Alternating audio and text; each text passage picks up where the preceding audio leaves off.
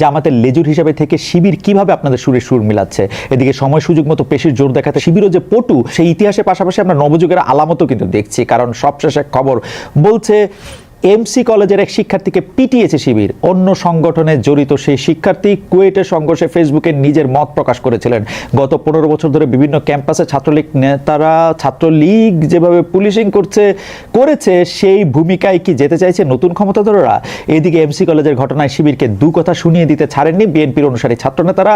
ছাত্রদল সাধারণ সম্পাদক নাসির উদ্দিন নাসির সাংবাদিকদের বলেছেন, বাংলাদেশের শিক্ষার্থীরা ছাত্র শিবিরের বিপক্ষে কথা বলতে ভীত সন্ত্রস্ত হচ্ছে যে কখন না জানি রক কেটে দেয়। অবশ্য জুলাই আন্দোলনের পর ক্ষমতা বলয়ের কাছাকাছি থাকা শিবির রক কেটেছে এমন কোনো অভিযোগ এখনো আসেনি। তবে ক্যাম্পাসে ছাত্র দল ও ছাত্র শিবির যে চরম একটা দান্দিক অবস্থানে আছে সেটা তাদের ভেরিফাইড ফেসবুক পেজ ঘুরে এলে আজ করা যায়। শুরুটা অবশ্য হয়েছে আগস্টে বড়দের হাত ধরে, মানে বিএনপি ও জামাতের শীর্ষ নেতাদের দিয়ে। জামাতের নেতা যেখানে বলছেন আওয়ামী লীগ পতনের পর বিএনপির লোকজন ভিক্ষার থালা বসানোর যে জায়গা সেখানেও দখলদারি কায়েম করছে। অপরদিকে জামাতের সাম্প্রতিক আচরণে বিরক্ত হয়ে বিএনপি নেতা রিজভী সাহেব জামায়াতকে মুনাফেক আখ্যা দিয়েছেন। এদিকে জুলাই আন্দোলনের সাফল্যের পর বৈষম্য বিরোধী ছাত্র আন্দোলন স্থায়ী সংগঠন হিসেবে আত্মপ্রকাশ করে। তখন থেকেই তারা বলে আসছে সমন্বয়কেরা রাজনৈতিক দল করলেও বৈষম্য বিরোধীরা নির্দলীয় পাটাতন হিসেবেই থাকবে। সম্প্রতি সেখানকার কয়েকজন আবার নতুন একটা ছাত্র সংগঠন প্রতিষ্ঠার ঘোষণা দিয়েছেন। সেটিও কোনো দলের লেজুর ভিত্তি করবে না এই দাবি তাদের। সমন্বয়কদের হবু দলের কোনো ছাত্র সংগঠন থাকবে না তাহলে, নাকি দুটি গোপনে গোপনে তাদের রাজনীতির হাতিয়ার হিসেবে মাঠে থাকবে? সত্যি কথা বলতে কি, বাংলাদেশের অনেক মানুষই এখন জানতে চান বাংলাদেশের রাজনীতিটা আসলে কোন দিকে যাচ্ছে।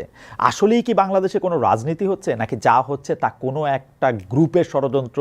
কেউ কি আছে এর পিছনে? মাস্টারমাইন্ড কথাটা এখন অনেক বেশি জনপ্রিয়। কে আসলে মাস্টারমাইন্ড, কে আসলে পেছনে আছেন, কার আসলে কতটুকু কৃতিত্ব, কে কি করছেন, কোন কাজ কোন জলপাই গাড়ির অভ্যন্তরে বা জলপাই গাড়ির চাকার ভর দিয়ে হতে যাচ্ছে কিনা, সেগুলি নিয়েও আসলে অনেক কথা রয়েছে। এইগুলির উত্তর পেতে, এসব প্রশ্নের উত্তর পেতে আরও কিছুদিন অপেক্ষা করতে হবে আমাদের। তবে একটা বিষয় আগস্টের শেষ দিক থেকেই দেখা যাচ্ছে, সেটি হচ্ছে দেশের বিভিন্ন ক্যাম্পাসে সমন্বয়কদের মধ্যেও পাল্টাপাল্টি। কোথাও কমিটি গঠন নিয়ে দ্বন্দ্ব, কোথাও জাতীয় নাগরিক কমিটির সঙ্গে বিরোধ, এমন নানা খবর এসেছে গত কয়েক মাসে। এমনকি সাধারণ শিক্ষার্থীরা সমন্বয়কদের অবাঞ্ছিত ঘোষণা করেছেন এমন শিরোনামও দেখছি। কথা হচ্ছে নতুন দেশ, নতুন রাজনীতি, যাদের ঘিরে গণমানুষের স্বপ্ন দেখছে। জুলাই আন্দোলনে সেই সমন্বয়কেরা যদি গড্ডলিকা প্রবাহে ভেসে যান, সেটা হবে 24-এর আত্মত্যাগীদের রক্তের সঙ্গে বেইমানি। তাদের নিয়ে শঙ্কার কথা বেশি বেশি বলছে অবশ্য বিএনপি। তারা অবশ্য ছাত্রদের নয়া দলের আত্মপ্রকাশের আগে কিংস পার্টি শব্দ চয়নেও মনোযোগ দিয়েছেন। এই নিয়ে লেটেস্ট ভাষণটি দিয়েছেন বিএনপির ভাইস চেয়ারম্যান আব্দুল আল মিন্টু। তার ভাষ্য থেকে বলছি, আমরা দেখছি নির্বাচনের নামে তালবাহানা চলছে। উপদেষ্টা বা প্রধান উপদেষ্টা এক সময় এক এক কথা বলেন, সরকারে বসে কিংস পার্টি গঠন করে আর পরে নির্বাচন দেবেন। এইসব ষড়যন্ত্র দেশের মানুষ বোঝে। কিংস পার্টির কিছু আলামত কিন্তু দেখাও যাচ্ছে। একটা সময় আমরা এমপি পুত্র মন্ত্রীপুত্রদের মাস্তানি দেখেছি পাড়া মহল্লা বড় রাস্তায়। সরকারি সম্পদ ও সম্পত্তি দখলবাজি তো কম যেত না তারা। হালে কোনো কোনো উপদেষ্টার বাবা এলাকার উন্নয়নে লাখ লাখ টাকা সরকারি বরাদ্দের ঘোষণা দিচ্ছেন। এ যে সমন্বয়কদের রাজনীতিবিদ হওয়ার পদক্ষেপ, সংসদ সদস্য হওয়ার উদ্যোগ, তা বুঝতে খুব বেশি রাজনীতি বিজ্ঞান জানতে হয় না। কারণ এদেশের মানুষ রাজনীতির মধ্যে পলিটিক্সটা ধরতে পারে জন্মগত প্রতিভা মারফতই। কিন্তু কিংস পার্টি নিয়ে কথা বললে কিন্তু আরও অনেক কথা, মানে স্পেশালি বিএনপি যদি কিংস পার্টি নিয়ে কথা বলে এবং কিংস পার্টির সংখ্যা অনুযায়ী কিছুটা চাপ কিন্তু তাদের উপরেও এসে পড়ে, সেই কথাগুলিও কিন্তু আসলে আমাদের মনে রাখতে হবে। এদিকে সরকারের বয়স যখন 6 মাস পার হয়েছে, তখন কাউকে বাধ্যতামূলক অবসর পাঠানো, কাউকে ওএসডি করা, বিপরীত আবার ভূতাপেক্ষ পদোন্নতির জোয়ার, বঞ্চিত বিবেচনায় নতুন করে যোগদানের সুযোগ, প্রশাসনের ভেতরে এসব দেখলে একটি রাজনৈতিক রেজিমের পতনে অন্য একটি রাজনৈতিক রেজিমের উত্থানই মনে হয়। এখানে একটু যোগ করি, স্বল্প বেতনের প্রাথমিক শিক্ষক পদে কিছু মানুষকে চাকরিটা দিলে অসুবিধাটা কি? এর বদলে তাদের কেন রাজপথে কোলের শিশু নিয়ে জল কামানের আঘাতে আছড়ে পিছড়ে পড়তে হবে? শিক্ষিকা হতে আগ্রহী নারীকে কেন মধ্যযুগীয় কায়দায় পুলিশ বলবে স্বামীর সংসার কর, এখানে আসছস কেন? বাংলাদেশের নারীদের অগ্রগতিতে বড় ভূমিকা রাখায় যার দুনিয়া জোড়া খ্যাতি, সেই ডক্টর ইউনূস, আপনি কি আপনার একজন পুলিশ সদস্যের এই সব কথা শুনেছেন, পড়েছেন কোথাও? নারীরা শিক্ষকতা পেশায় থাকেন, এর সঙ্গে অবশ্যই জড়িয়ে আছে নারীর ক্ষমতায়নের বিষয়। এর বাইরে রয়েছে সামাজিক পারিবারিক বাস্তবতাও। এ নিয়ে সম্প্রতি প্রথম আলোতে লিখেছেন ঢাকা বিশ্ববিদ্যালয়ের শিক্ষক মোশাহিদা সুলতানা। তার সেই ভাষ্য থেকে বলছি, আন্দোলনকারীদের মতে অনেক পুরুষ শিক্ষক চাকরি শুরু করে অন্য ভালো সুযোগ পেলে চলে যান। প্রাইমারি শিক্ষকদের বেতন কম, কাজ বেশি, এ কারণে তারা চলে গেলে প্রায় অনেক স্কুলে শিক্ষকের সংখ্যা কমে যায়।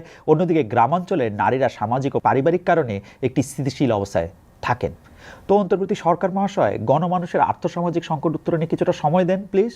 কিন্তু আমরা তো দেখছি যে রাজনীতি নিয়ে, সংস্কার নিয়ে যতটা আগ্রহী নিয়ে আপনারা, সেটা নিয়ে আমজনতার ইস্যু নিয়ে একেবারে, আবার জাতীয় নির্বাচন আয়োজন নিয়ে সেই আগ্রহ কেন জানি খানিকটা কমও আপনাদের, যাতে ক্ষমতার মেয়াদের বৃদ্ধির কৌশল দেখি আমরা বা কোনো সমালোচকেরা। আর আমজনতারা তো পেটে খেলে পিঠে সয়। মনে রাখবেন, আমজনতাদের কিন্তু পেটে খেলে পিঠে সয়। যদি বাজারে জিনিসপত্রের দাম বেশি থাকে, যদি মানুষের নিরাপত্তা না থাকে বা নিরাপত্তা বোধ না থাকে, তাহলে কিন্তু জবাব আপনি নিশ্চয়ই জানেন ডক্টর মোহাম্মদ ইউনূস।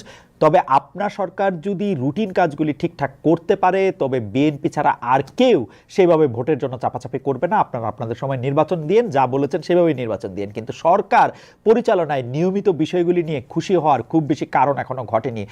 বরং উল্টাটাই বলা যায় যে আমরা অনেক দুঃখী আছি স্যার, আমরা অনেক দুঃখী। কিন্তু জননিরাপত্তার নাজুক পরিস্থিতি নিয়ে আগেই বলেছি, বাজারের লাগাম এখনও সরকার হাতে আসেনি।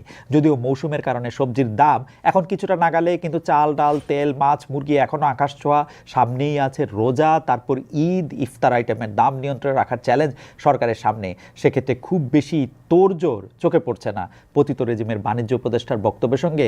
এই রেজিমের বাণিজ্য উপদেষ্টার বক্তব্যে আশ্বাসে খুব বেশি তফাৎ নেই। এবার অবশ্য বেগুনির বিকল্প কি, খেজুরের বিকল্প কি হতে পারে তা নিয়ে বলার মতো কেউ নেই, নাকি বলবেন কেউ। এদিকে শীত তো চলেই গেছে, এসেছে বসন্ত, সামনে গ্রীষ্ম। এবার লোডশেডিং ফিরতে শুরু করেছে শহরেও। গরম বেড়ে গেলে, বিদ্যুতের লুকোচুরি যদি আরও বাড়তে থাকে, তখন ঘরমাক্ত মানুষ বিরক্ত হতে থাকবে। সেই বিরক্তি কোন পাত্রে তখন রাখবেন সরকার মহাশয়? আগাম বুঝ কিছুটা এসেছে তাদের মধ্যে। চৈত্র বৈশাখের গরমও তাদের চোখ রাঙানি দিচ্ছে। তাই বয়কট ভারতের আবেগ ঝেড়ে ফেলে এখন অন্তর্বর্তী সরকার বলছে আদানির বিদ্যুৎ চুক্তির পুরোটাই লাগবে। এখনকার সমালোচকদের কি তারা এখন বুঝ দিবে? কি বুঝবে তখন এরা? আদানির বিদ্যুৎ নাকি পুরোটাই লাগবে, যে এইটাই বাস্তব। এমন বললে কিন্তু ওত পেতে থাকা পতিত রেজিমে গলা খাকারি দিয়ে দাঁড়াতে চাইবে। বিতাড়িত মাফিয়াতন্ত্রের জন্য জমিন খালি না রাখতে চাইলে মবতন্ত্র বন্ধ করতে হবে। এই সব যারা করছে তাদের ডেভিল গণ্য না করলে কি হতে পারে? জাতির যে ঐক্যটা অন্তর্বর্তী সরকার চায়, তাতে ফাটল নিশ্চিত হয়ে যাবে।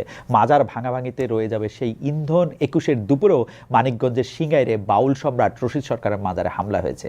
এর প্রতিবাদে সোশ্যাল মিডিয়ায় সোচ্চার গায়ক, চিন্তক, সংগঠক অরূপ রাহি। তার ভাষা এমন, হাসিনা ফেসিবাদের পর এবার মবতান্ত্রিক তৌহিদি জনতা ফেসিবাদ। উপদেষ্টারা এসব মবগিরি সহ্য করা হবে না বলে ঘুমাইতে গেছেন। আগেকার দয়ালু রাজারা কিন্তু নিজে নির্ঘুম থেকে প্রজারা স্বস্তিতে ঘুমায় কিনা সেই খোঁজ নিতেন রাতের বেলা রাজ্য ঘুরে ঘুরে। এতটা চাই না আমরা। অন্তত চোর, বাটপার, চাঁদাবাজ, ডাকাত, মব এই জাতীয় সব বেত্তমিজদের থেকে আমজনতাকে মুক্তি দিন। জুলাই আন্দোলনের চেতনা আর ফেসিবাদী হাসিনার বিচার, এসবের আবেদন এখনও নিশ্চয়ই আছে জনমনে। কিন্তু পেটে টান পড়লে, নিজের জানমাল ঝুঁকিতে পড়লে আর কিছু ভাবার কিন্তু সময় থাকে না। চেতনার ইশতেহার, জবানের স্বাধীনতা, নতুন বন্দোবস্ত, এসব রাজনীতিবিদরা বোঝেন, আমাদের অসুবিধা নাই। কিন্তু এগুলি নিয়ে সরব আপনারা থাকেন। কিন্তু রাজনীতির মাঠে অনেক সময় শুধু কথা বলে গেলেও গোলটা দেয়া যায় না। মাঠ যদি হয় সত্যিকারের খেলার, তখন মানে উল্টা বললাম, রাজনীতির মাঠে অনেক সময় শুধু কথা বলেও গোলটা দেয়া যায়। মাঠ যদি হয় সত্যিকারের খেলার, তখন ছক্কাটা মারতে চাইলে অথবা বলটা গোল করতে হলে হয় গোল পোস্টে বল ঢুকাতে হবে, আর ছক্কা মারতে চাইলে বাউন্ডারিটা পার করতে হবে। উইকেট পেতে হলে বলটা ফেলতে হবে ঠিক জায়গায়। এই চ্যালেঞ্জ নিয়ে এখন চ্যাম্পিয়ন্স ট্রফিতে লড়ছে বাংলাদেশ দল। বৃহস্পতিবার নাজমুল হাসান শান্তদের শুরুটা হয়েছে হার দিয়ে ভারতের বিরুদ্ধে। মানে যে হার তার চেয়ে অনেক খারাপ হতে পারতো। 35 রানে 5 উইকেট পড়েছিল, আমরা সবাই জানি। তবে তাহিদ হৃদয়ের সেঞ্চুরির কথা আমরা আলাদা করে বলতে পারি। গত 20 বছর ধরেই তো আমরা এমন সান্ত্বনার মধ্যে দিয়ে যাই যে আসলে সবাই ভালো, খারাপ খেললো, 35 রানে 5 উইকেট পড়লো। তাহিদ হৃদয় আর জাকের আলীর জুটিটা জমে গিয়েছিল। তাহিদ হৃদয় তো সেঞ্চুরি পেয়েছেন, জাকের আলী একটা বড় 50 পেয়েছেন। এই সান্ত্বনা আর মানে আর কতদিন আমরা নিব? আমাদের টাইগার বাহিনী কতদিন এক জায়গায় পড়ে থাকবেন? আপাতত এর দায় কিছুদিন, মানে আর অল্প কিছুদিন আমরা পাপন রেজিমের কাছে চাপাতে পারবো। জনাব ফারুকের জমানার হিসাবও হয়তো শুরু হবে আর কিছুদিনের মধ্যেই, অথবা শুরু হয়ে গেছে। সেই কথায় মাথায় রেখে হালের বিসিবি কাজ করছে কি?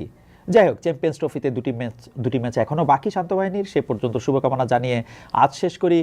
প্রিয় দর্শক, উচিত কথার সঙ্গেই থাকুন, সবাই ভালো থাকবেন। আগামী পর্বে আবার